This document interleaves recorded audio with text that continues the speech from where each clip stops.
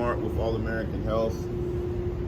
It's probably one of the best energy drinks I've ever had. It's really tasty, it's refreshing, it's not too sweet. If you're interested in an energy drink that gets you where you need to go without the jitter, you should check it out. So let's talk about how to organize your business. How your business is structured, how your business is set up is very important, but it's not as important as knowing what you want the future of your business to be. If you start something the right way, it makes it easier to transition. A lot of you guys are sole proprietors. You got to get away from being a sole proprietor. A lot of you guys are single member LLCs. That's cool. That's the next step from being a sole proprietor. But a lot of you guys get comfortable in just being a sole proprietor, and that becomes a problem. Business revenue in the United States is likely more important than business income. I mean, you always want to have a company that makes money. But some of your largest companies, some of your companies that you see all the time, they actually don't make money. They just generate a lot of revenue. You need to start thinking and considering what's more important for the structure of your business. As I've told you guys in the past, a lot of your mass transportation programs are starting to go fleet management, fixed route. So it's very difficult to separate your company from the rest of the groups. If you're not closing deals where you're managing a large number of clients, if you're just working with companies that assign you trips, you're just one of the group. So your company structure will separate you from how an organization is ran and or set up. And it's important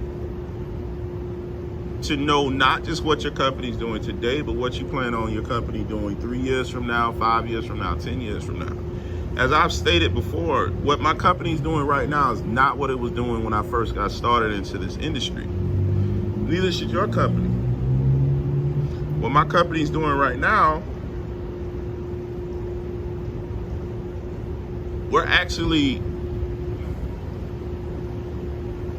we're in better shape today than we were 4 years ago.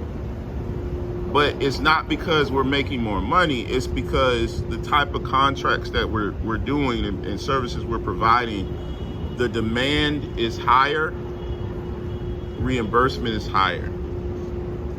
5 years ago, you could still get a wheelchair transportation contract only doing wheelchair services and you'd be just fine. That is no longer the case. You need to diversify. You need to build your business in a fashion that you're able to provide a whole package of services to an organization or a company. How do you do that? It's very simple. The way you go about doing that is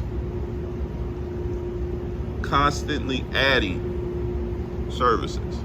We've talked about McDonald's on this channel. We've also talked about Panera and how they had humble beginnings. McDonald's, of course, just sold hamburgers. They sell far more than that now. Panera, they really just did soup and salad. They sell far more than that now.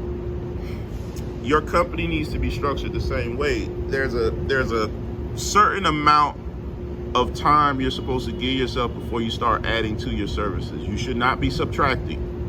If you're providing sedan services, at some point in time, I would say about 18 months into providing services, if your business lasts that long, you should start working on purchasing a wheelchair vehicle.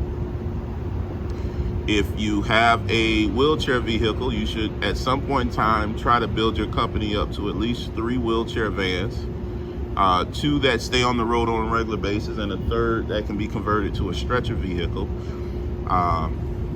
And start providing and moving forward and providing stretcher services. After stretcher services, you need to start making sure that, well, really you could become BLS certified when you start providing stretcher services.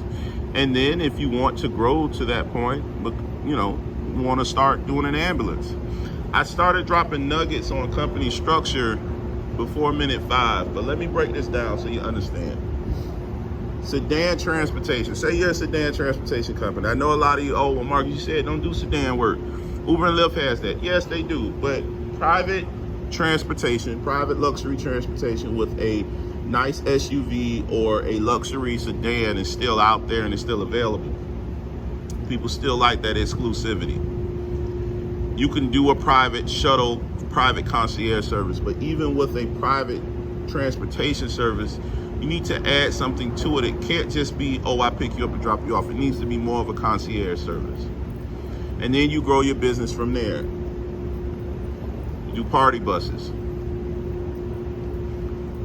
Wheelchairs should be the same thing. You have to diversify, move forward, move to that next step. What's the next step with wheelchair transportation? You gotta, if you're doing broker work, which I encourage you not to do, you need to go to every hospital in your area within a 10-mile radius, because you got to get your first client. Once you get that first facility, then you circle a 5-mile radius around that facility and work your way out from there. After you get your first contract with a facility, that's when you start advertising, hey, we can also offer you stretcher transportation, BLS transportation. If you start providing BLS transportation, the reimbursement on BLS transportation is scarily high, and it's a tremendous amount. You gotta start focusing on BLS.